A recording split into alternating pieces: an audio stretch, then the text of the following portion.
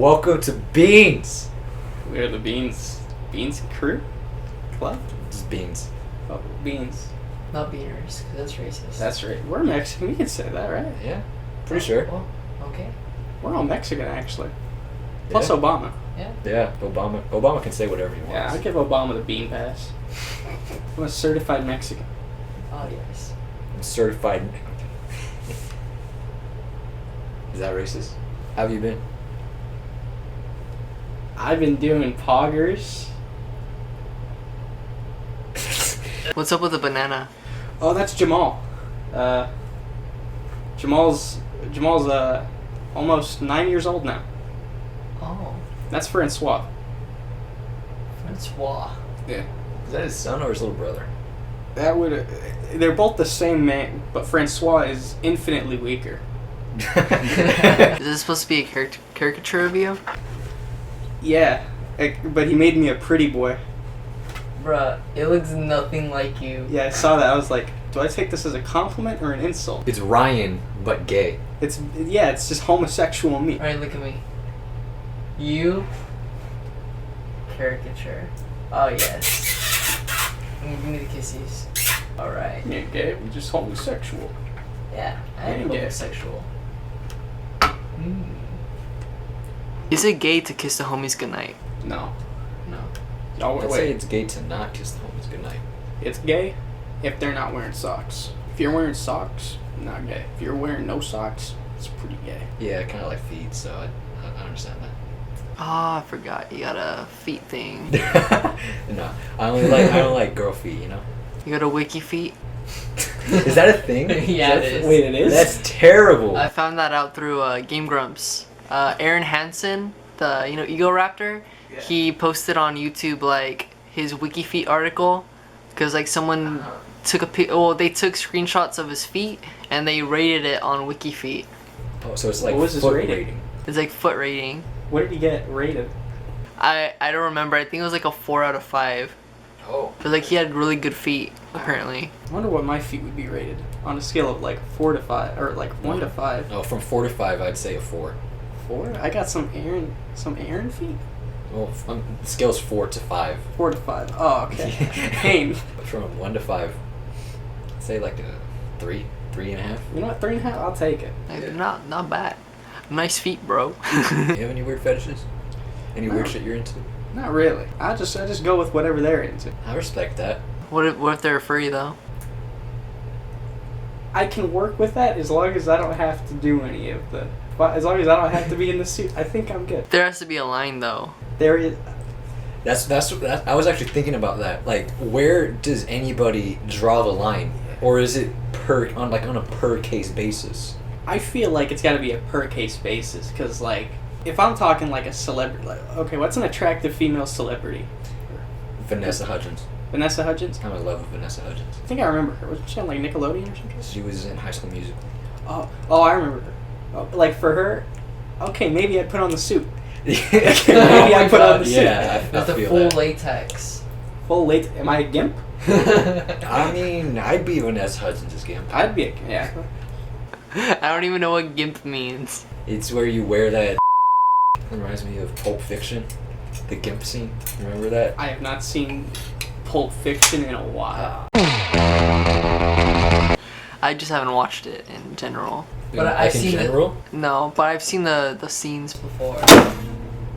Damn. Who was in it? Samuel L. Jackson? Samuel L. Jackson, John Travolta. John Travolta, John Travolta. Bruce Willis. I forgot that guy's name, but he plays the gay dude, like the gigantic gay dude in Chuck and Larry. Oh, I haven't seen that one either. Oh, you haven't seen Chuck and Larry? Nah, bro. You're missing out. There's a lot of movies I haven't seen. Oh yeah, I just need a life, so. Did you guys watch PewDiePie? Yeah.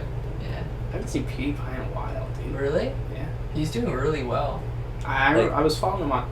I follow him on Twitter. I was seeing what he was doing on there and shit. He got ripped. Oh, yeah. He's just.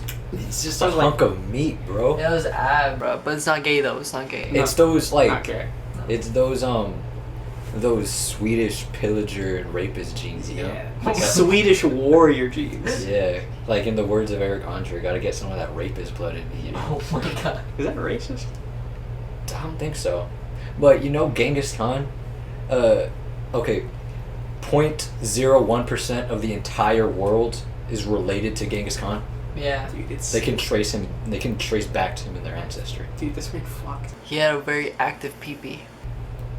Like, what? Like, we could just go back in time, get his blood, and then just cure erectile dysfunction. Oh yeah. What if that's what Viagra is?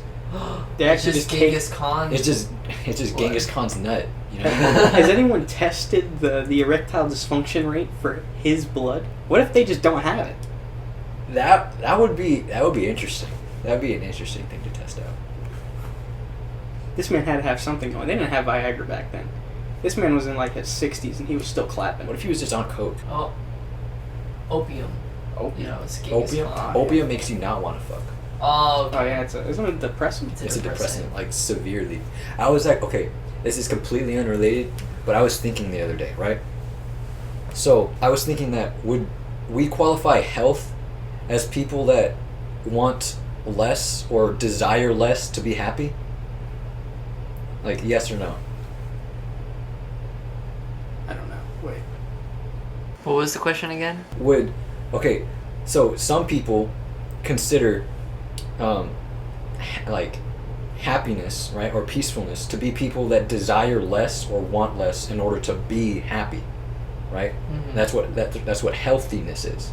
So then would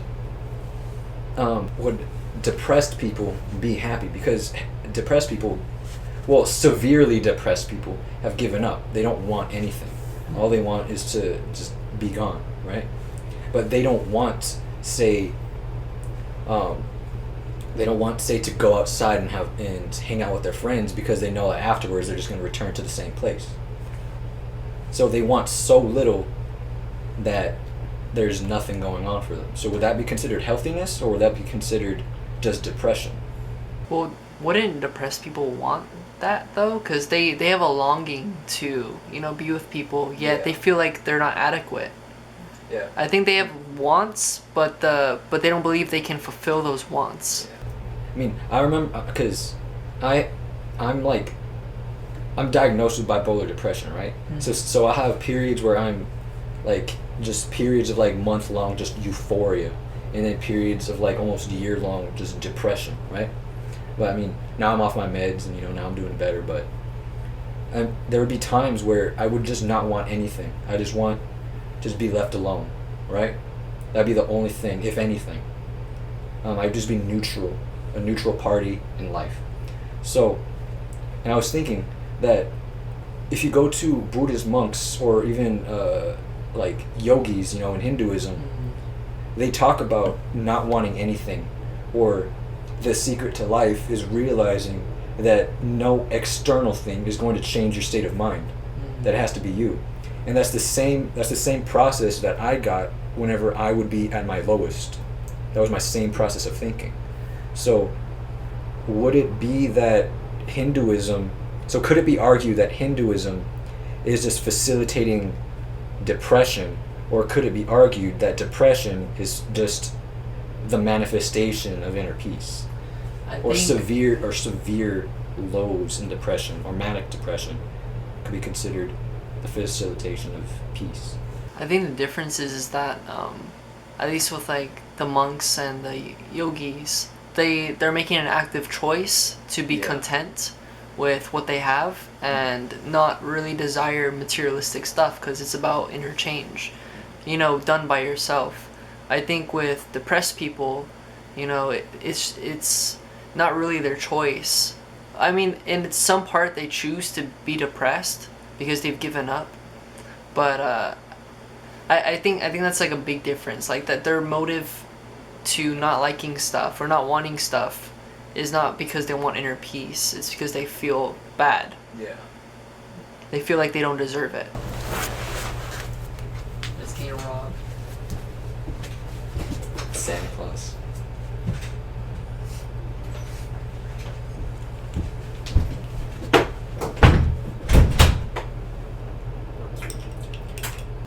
Bro, your nuts are like popping, bro. Just kidding. My nuts. My fat fucking nuts. So yeah, I think At least that's what I think about it. Like, I don't. Usually, something really bad has to happen to become depressed. Not usually, because it's a genetic thing. Yeah. It's just a lack a of chemical imbalance in the brain. But however, with some people, like depression is a cyclic disorder. At least that's how my therapist, one of my therapists, explained it to me, that it's cyclic. That it will never get better and you'll never be cured, but it'll be more manageable. But there will be times where it'll get worse, and you can draw those connections to the low points to events that happen, but that's not always the most reliable choice, because things can be going good for you, but you can still feel like shit. I was about to break out laughing because I saw this thing on the painting. You're hard to resist. It's this stubby little dick. So was that a Valentine's card? Oh, yeah. Oh, from Thelma. Okay.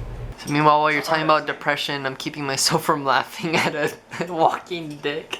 I mean, that's basically it, dog. Do you think meds are necessary in some cases? Yeah.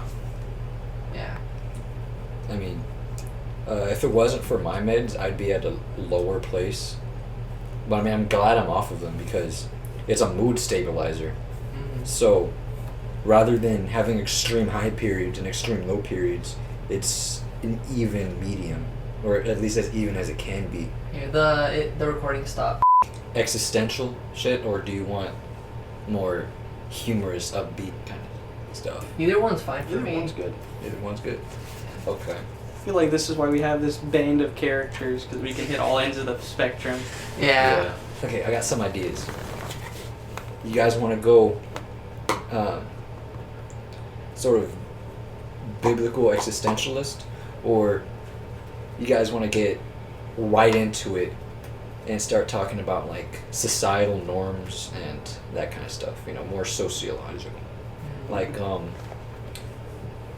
one thing that was bothering me recently was at least with or like an idea that I've been trying to wrap my head around is sort of underage dating, right? Oh, yeah.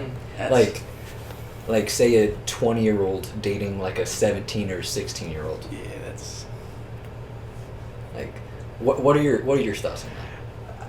I'm not a fan of the underage dating. I get a like age gap of like maybe 18 on 17. Yeah.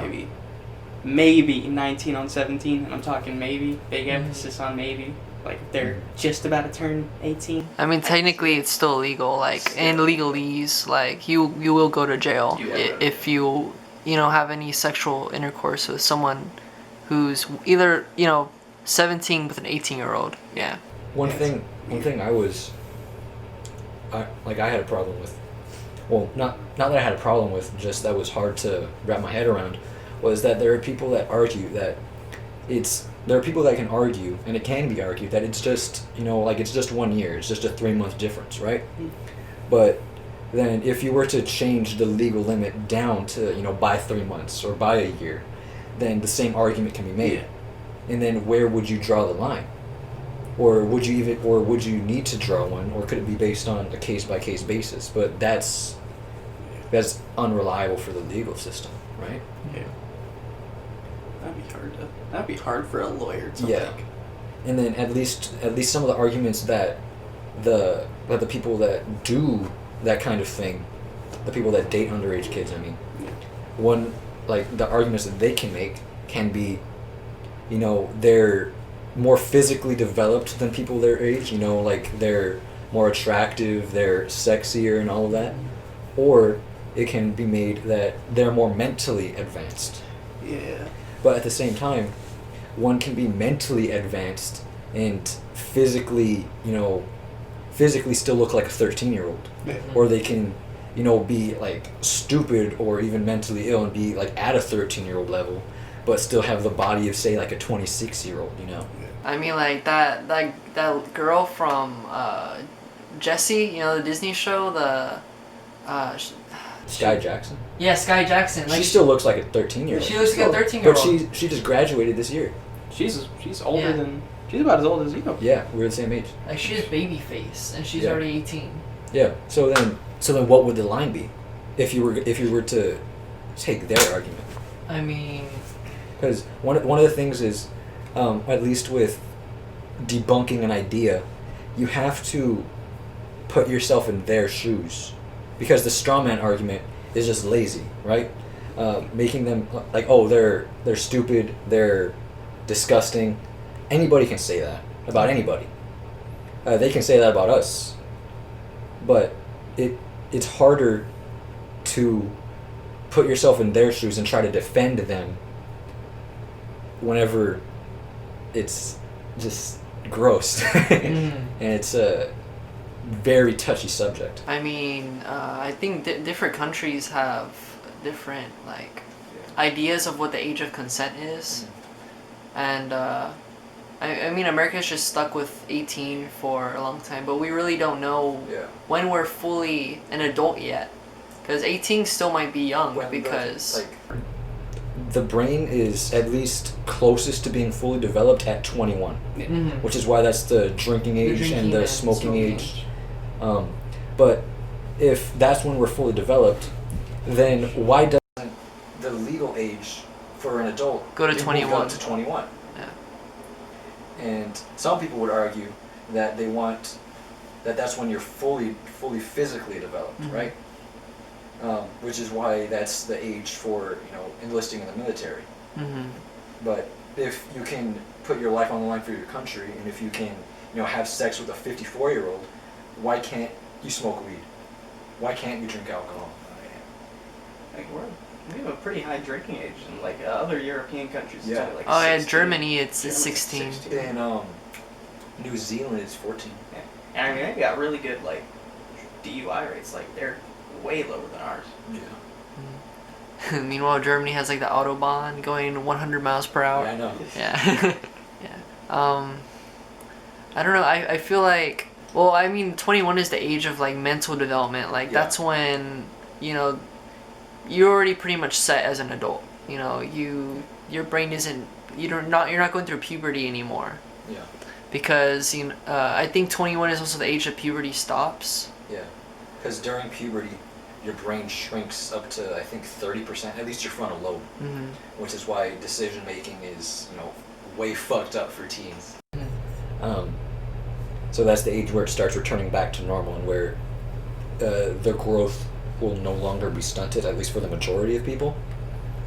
So it's still the same kind of argument. Like the point can still be made that why can we still put our life? Why can we still be trusted with the choice to put our lives on the line when we're not even fully developed? When we're at the peak of puberty? I think 18 is the age of choices, and you're an adult now. Like you're legally an adult at 18. You can own a house and a car and anything.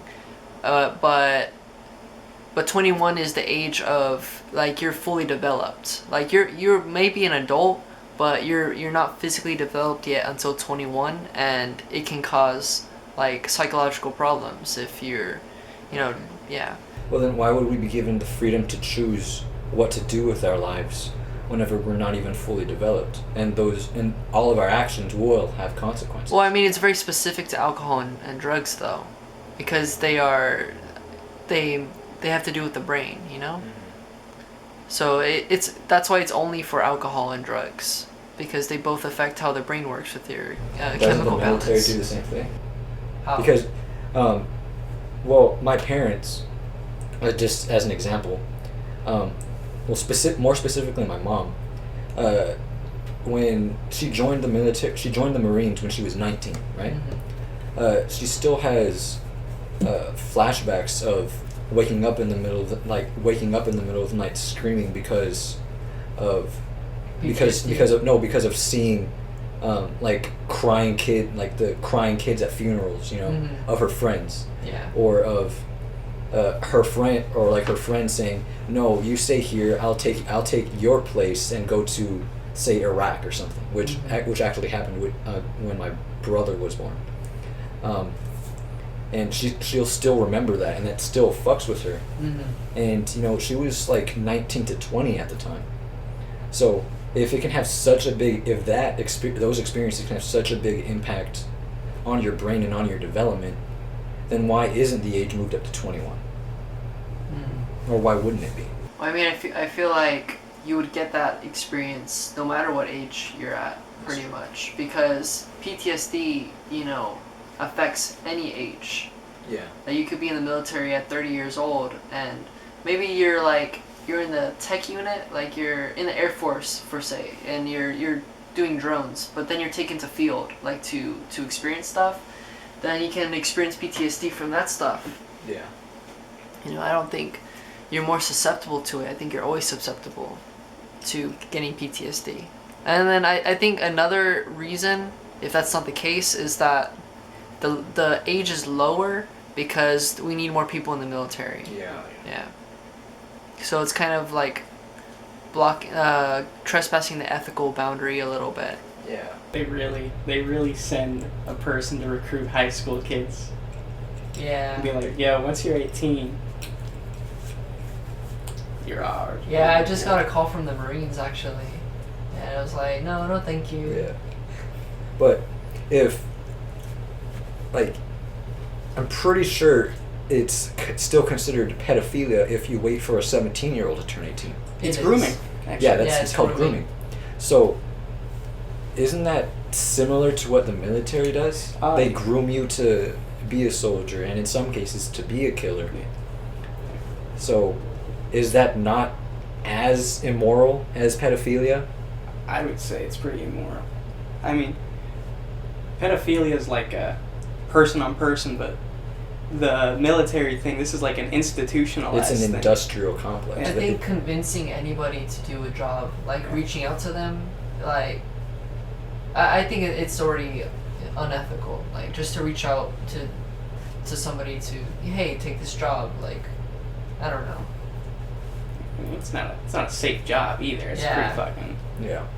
And I mean, but the rewards, that's what everyone's looking at.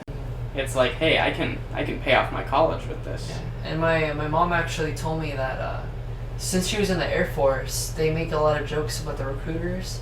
And they're like, oh yeah, the recruiters are the best liars in the world. Like, they'll promise you, like, to pay off all your college, and, like, they'll do this. They'll take you to Hawaii, station you in Hawaii. And then they go into the military and they're like, what? You thought you were going to go to Hawaii? No, you're going wherever you needed. Yeah. And, like, yeah, so that's another unethical thing. Like, because, like, the recruiter that was talking to me was like, oh yeah, we're going to give you a full-ride scholarship, and you can get your first year free in college, and if you don't want to do it, then just, you know, you don't enlist, and you just get that year free in college without doing, like, the full 4 years.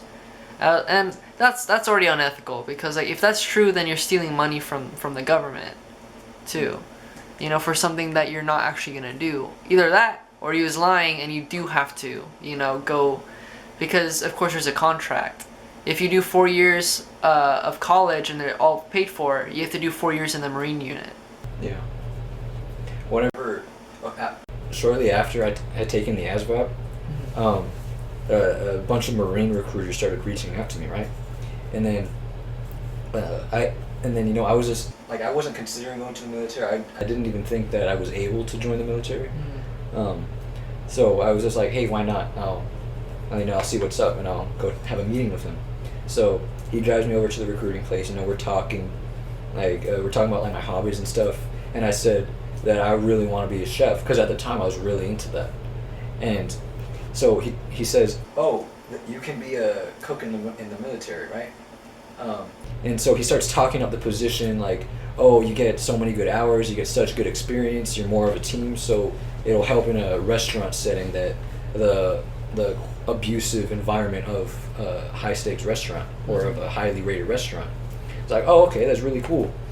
And I was seriously considering it up until, like, the last 10 minutes. I was like, wait, if I were to join the Marines to be a cook or a chef per se, then what's the likelihood that I'll be shipped out and put on the front lines or something?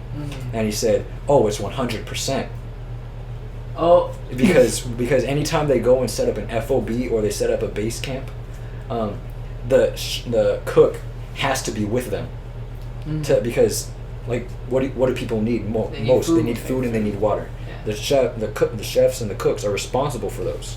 So I said, okay, well, will I at least be, well prepared for combat? And he says, not really, because I'll be having bags and bags full of food and like seasonings and all of that, like MREs, all of that, and I'll be in charge of distributing it. So at most, I'll have like a pistol and a rifle, and a few rounds of ammo. But they'll probably station you in a medical tent, Yeah. somewhere where it's actually a war crime to hit. Yeah. However, one thing that turned me off was that he waited until I asked. Yeah, definitely. They do hide stuff. Yeah. Yeah.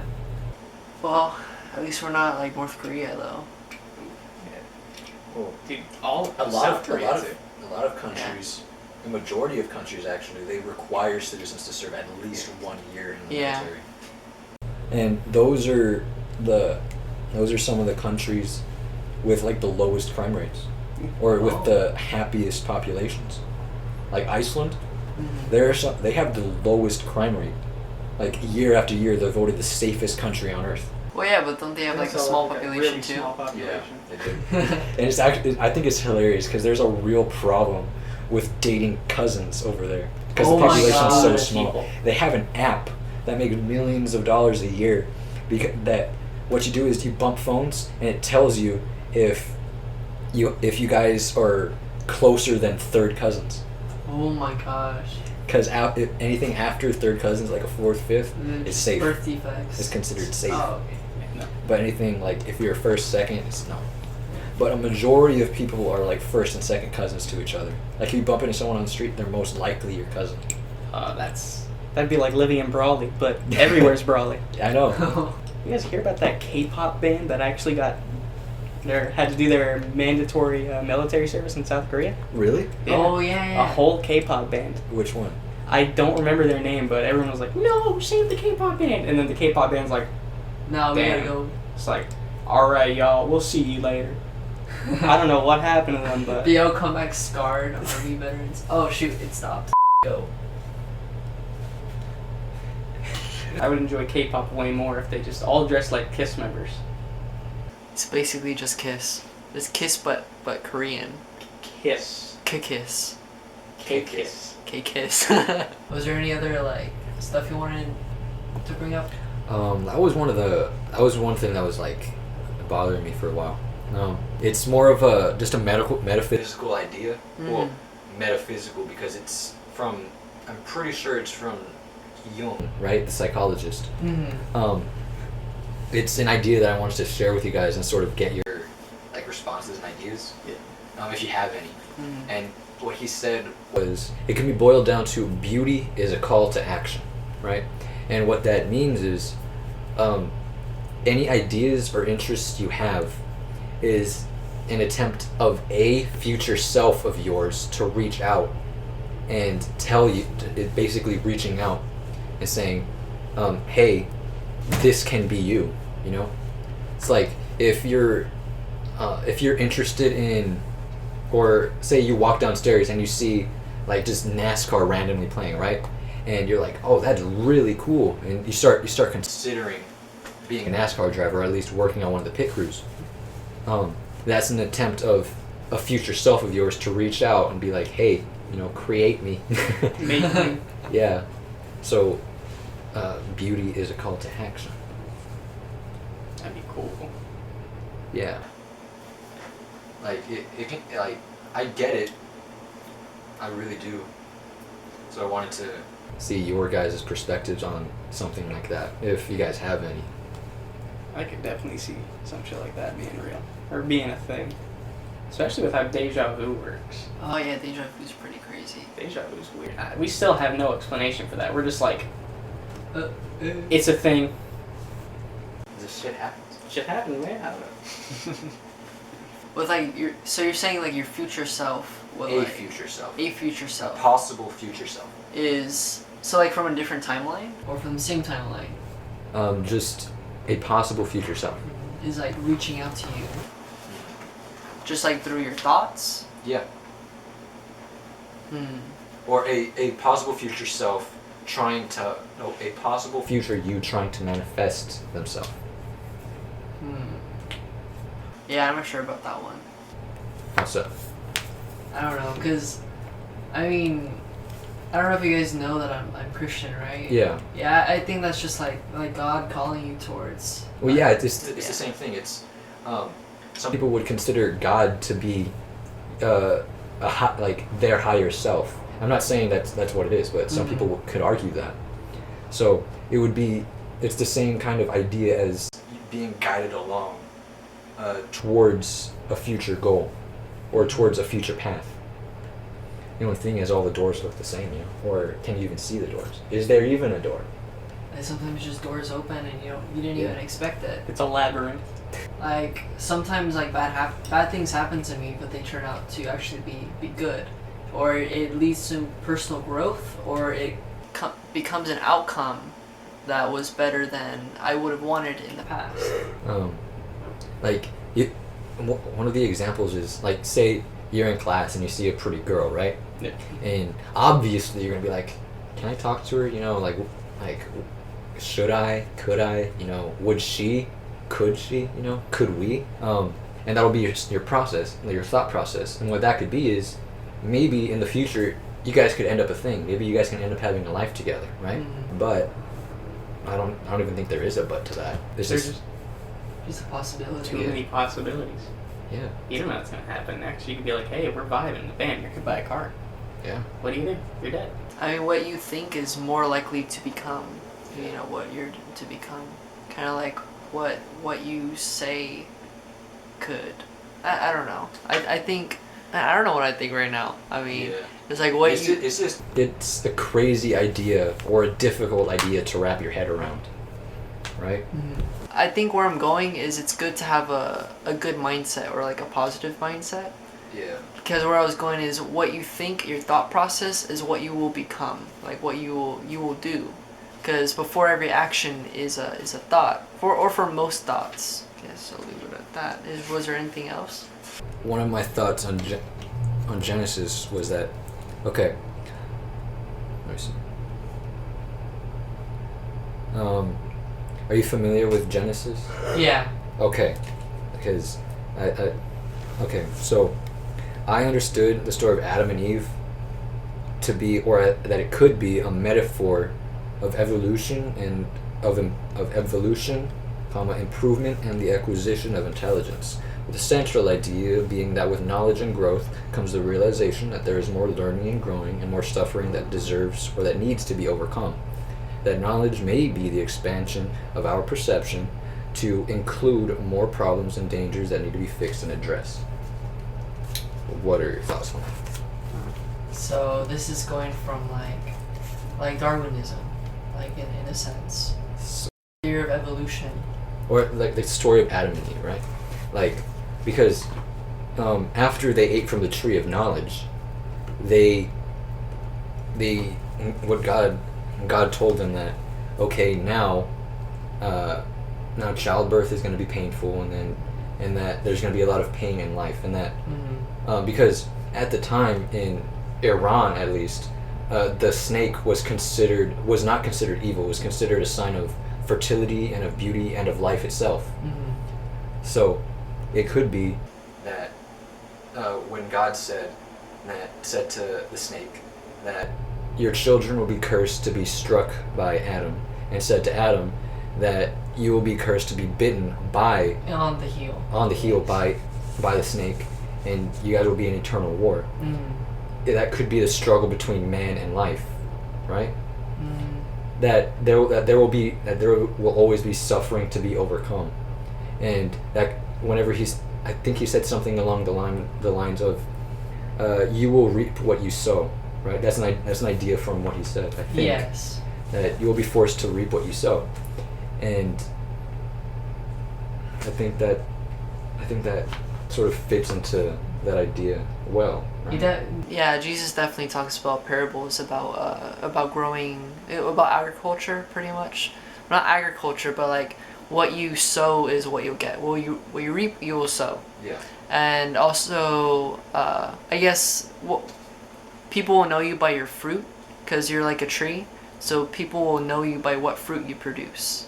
So I'm not sure about the metaphor of Adam and Eve. I mean, I take it kind of literally. Like they were the origin of mankind. They were two people. And, you know, I guess I take that as kind of history, not as just a story. Because me personally, I'm not really into like Darwinism, like the whole idea of macroevolution. You know, starting from the single-celled organism to humanity and all the links in between. I think we started as completely sentient human. You know, that's why Adam and Eve were created. They were already human. What are your thoughts, Senior Ryan? I'm not really into religion too much anymore. Yeah, I get you. I feel like Adam and Eve would be like the personification of man. Yeah. What are you guys' thoughts on drugs? Nah, wouldn't do it. Wouldn't do it? Nah, not in my life. Okay. I've never have nor ever will do drugs. Would you care for a drink of some Drugs? Okay, say for legal reasons. Drink the bong water. say for legal reasons. From For this legal point on, reasons. it's going to be hypothetical. Yeah. correct? Yes. Hypothetical. I don't do any drugs. You see, I'm a He's a good Christian boy. good Christian boy. Where would you draw the line on drugs you would try? I will never do anything that I need to inject. Okay. Would that be more of a fear of the drug or a fear of needles? Oh, I can take a needle. I just wouldn't do those drugs. Okay. I've heard from some very credible sources that those drugs are what tinkle you. Yeah, I mean, mainlining coke is obviously a different experience, and it would be more intense. However, what you can do is you can still smoke it, you can still snort it, and it wouldn't really change the effect of the drug. It's just another Different. consumption method. The difference is how fast it gets into your system. Yeah. Like you If can you use put- your eyes literally because it Yeah. goes straight to your I brain. mean, drinking heroin or ingesting heroin through Will take a while. no, it's near instant. Really, drinking. Yeah, near instant. It directly absorbs into the lining of the stomach. And your like, as you know, your stomach is like a second brain. There's nerve endings in your Yeah. stomach, and there are neurons in your stomach. So it instantaneously, you will, like near instantaneously, you will be fucked up on heroin. Drinking and eating something is generally more trustworthy or Than- more trusted than, putting something in your arm. So would the line for drugs be drawn at consumption methods or the effects of the drug in general? I feel like it's got to be a combination of both, because I know there was a drug called crocodile.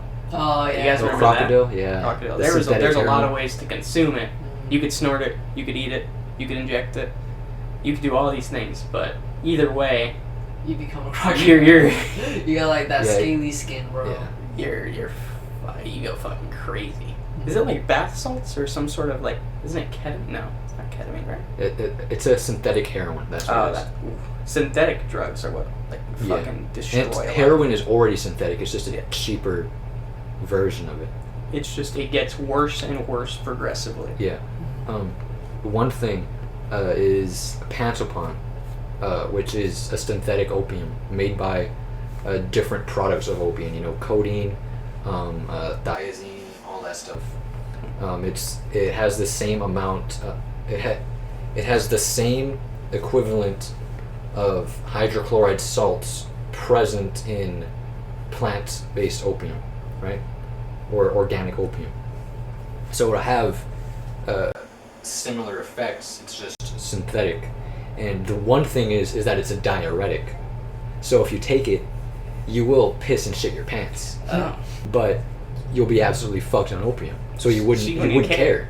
She's like, I don't care if I shit myself. I'm fucking vibing. So then what people could say is that, well, I guess what can be argued is that in your state of mind as you're on it, it doesn't matter It'll only matter when you're sober. So if you're never sober, it'll never be a problem. Which is another way of thinking of addicts. Which is because I've been reading a lot of William S. Burroughs whenever he was, because he did a lot of fucking heroin. He said the only thing that junk or heroin provides is insurance against withdrawal. That's all it is. Mm-hmm. That doesn't aid your state of mind. That because you want nothing more than heroin. That's it. Whenever you're on heroin, the only thing you want is more. That you don't care for sex, you don't care for, one-on-one communication. You don't care for any of that, except when you're sober. Yeah. Or whenever you're starting to get on the come down. So as long as you're always high, you'll never need any of that. It's that ultimate back brain explosion of endorphins. So, if you were just constantly like up on heroin, and you died, would you feel as though you'd lived a completely fine life, coming from like your heroin brain? Like, how does that work? I think that also depends on the person, because I've heard stories of people that's why they didn't like heroin. Because you're just dead brain, one brain cell. Yeah, I think it depends on the kind of person, because there are people that are more into stimulants than depressants. Yeah. People that enjoy bright colors and like the feeling of silk or blowjobs, right? And then there are people that don't. So Antidepressants.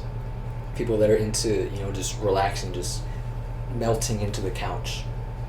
So, and you can even find that kind of divide in people that consume weed, right? Yeah, there's different strains. Yeah, there's sativa and there's indica. Obviously, how you react to those will differ, but one thing that, like, a generalization is that sativa is a stimulant. Indica is a depressant. is more of a depressant, Yeah. but it's not a Still. depressant by any means Yeah, compared to, say, heroin or codeine or things like that. It's just more of a depressant. Yeah, It's still a stimulant, but it's more of a sensitizer. yeah. There's so many different types. Isn't there like 7 categories of? I think so, but like generally 2. Those are the 2 most accepted. Yeah. So I completely lost my train of thought. Have you any input on? No, I've never done drugs. Black sheep, have you any?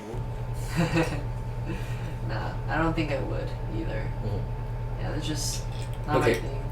Then I would like your input on. Say you were married, right? Uh-huh. And you loved her more than anything in the world. Yeah. But one thing that was a big part of her was consuming, like, not anything too extreme. Let's say occasionally she would, take a couple oxys with dinner, a couple oxycodons or oxycontins, like 3 or 4, just enough to get a little fucked up, but not enough to be, like heroin high. Mm-hmm. What would be your thought process on that? Just put yourself in those shoes, like, right off the bat. I guess it depends how she got into it too, but I would be supportive of her, but I would be leaning towards the line of trying to support her to get out of that addiction, because when you're taking oxy, it's definitely an addiction. Like, my mom tells stories of the ER, people come in having fake illnesses and they're just like, hey, give me oxy. Or there are people that will break their hands in order to just get oxy, right? Yeah. So I guess I would try to, she'd have to see herself how it affects her life negatively, because you can't really have an addiction while having, like, a great life. That's true. Yeah. So I would try to support her as much as I can, like, to get her off. Of course, you can't go completely cold turkey, so you'd have to decrease little by little. One thing that, I'm just going to stop you right there for a minute. One thing that, Bill Burroughs was saying, right, was that going cold turkey is the only way to quit when it comes to heroin. And that's a common misconception about having to taper off, because what he said was, or he used, anecdotal claims of, him and his, friends, that whenever you try to taper off, what you'll end up doing is you'll end up making excuses for why you take more. Mm-hmm. Or, oh, but withdrawals were feeling a little extra, shitty today, or I got really bad, shivers, or I started feeling like ants were crawling in my skin. So I took a little more, and then after you do that, your subconscious at least will start saying, oh, why can't that happen again? So the next day it'll be the same thing, and you'll never end up tapering off. You'll just end up running out. So he said the most effective way is to cut cold turkey, because then the withdrawal symptoms are only for 8 days. You get it done quick and easy. Well, as quick and easy as it can be with withdrawals. That's just something I wanted to bring up. Yeah. It's me. You gotta flexing. go cold turkey with heroin. Don't take heroin. Same thing with painkillers. Yeah. Because they're from the same thing. Yeah, because they're opioids. My dad was on painkillers for a while. Yeah. And he would be fucked up on them for a good bit. And then when he actually got like fucked up at the hospital, he was like, "Oh shit. Now I can't do my painkillers because they don't work on me no more." Yeah. Yeah. So he had to do a back surgery, like on his entire, like along his spine, with basically like no painkillers. And then after that, a few years later, he actually had a hernia. He's actually had 2 hernias, and he had to do surgery on both of them with basically no painkillers, Jesus. just because they like basically don't work on him anymore. Yeah. So His tolerance is so high, right? his tolerance is so high that he was just like, well, shit, now I gotta quit this for a few years so I can actually have something with this. Yeah, I guess that's what's dangerous with the hospitals too. You know, they should never prescribe painkillers like that unless it's necessary. I mean, it's the same with other medications too, like benzodiazepines, like Xanax. Xanax. Why is that? Because Xanax withdrawals are like, people die from Xanax withdrawals. Like it's more common to die from benzo withdrawals than opioid withdrawals. Dang. They're like far more common. Like even like I remember Jordan Peterson, that psychologist. Yeah.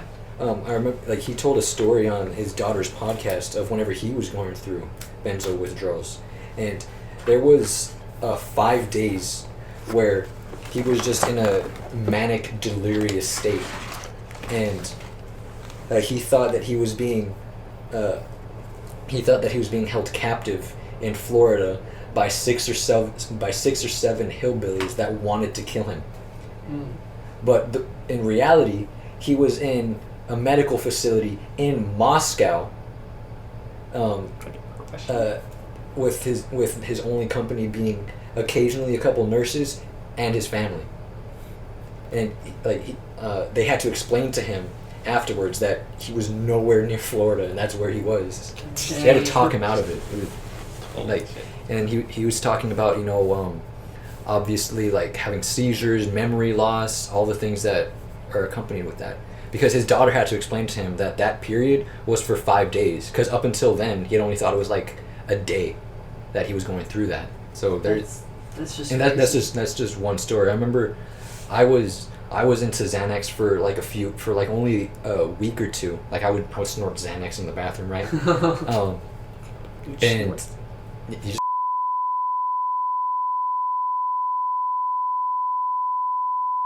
I'm not gonna shoot you guys. Hypothetically, there's no Hypothetically. drug consumption on Yeah. this podcast. And even after just 1 or 2 weeks of using it, like maybe snorting like 2 or 3 times a day, afterwards I was the lowest I have ever been. Like I couldn't go to sleep. It was just cold sweats. I couldn't breathe. I could barely eat. Anytime somebody would talk to me or at the slightest noise, I would just blow up because I was just so irritable. I was just so angry all the time. It's a shit show, man. It's just like you're sick. Like I that's wouldn't- how I feel when yeah. I'm like just like super sick with the cold. I honestly would not wish benzo withdrawals on my worst enemy. Like, to be completely honest. Man, Like sucks. there were times where I felt like I was going to die. Thankfully, I didn't. Yeah. And my temperature dropped down to like 93 degrees, dog. It was terrible. Dang. I was so cold all the time, and that's like wrapped up in like 3 blankets. Wait, 2 isn't it the comforters. opposite? Like, if your body temperature goes down, that means everything around you is hot. If your body temperature goes up, then everything around you is cold. No? Well, that's not how it felt. I mean, that's how I feel when I have like a fever. I feel like I start Well, shivering. that's different though, because your body is trying to cool you off. Your body is trying to cool you down to stabilize your temperature. Oh, So you start shivering, you start getting cold sweats. are you sure? Yeah. Okay. Well, I think your body's like trying 80, to keep you like hot 80% sure. so that you can kill the virus inside of you because it's inhabitable. Your body is more wired for comfort, I would think. Well, not when Though you I believe puke. your body is more wired for comfort, I mean, we still sneeze. which is why puke. you go through withdrawals, because your Oh. body is trying to get out of that, so it makes you feel as shitty as possible, so you get more. Mm. Because that's the ultimate comfort, like bag brain stimulation. Whoa. How do you do that? You gotta blow across the top of it. That's All right, so it's been an hour and almost 2 minutes now. should I tell a piss club story or should I save that? We'll save that till afterward and we'll do the voiceover. So, this has been Beans with, 3/5 of our members? 3/5. The 3/5 compromise. Who's the fourth one? Besides Haseo? Sergio. Sergio. Sergio's cool. This has been B. Thank you for listening. Hope to see you next time. Okay. I love you. Beans signing off. Alright, and done. Yeah. Okay.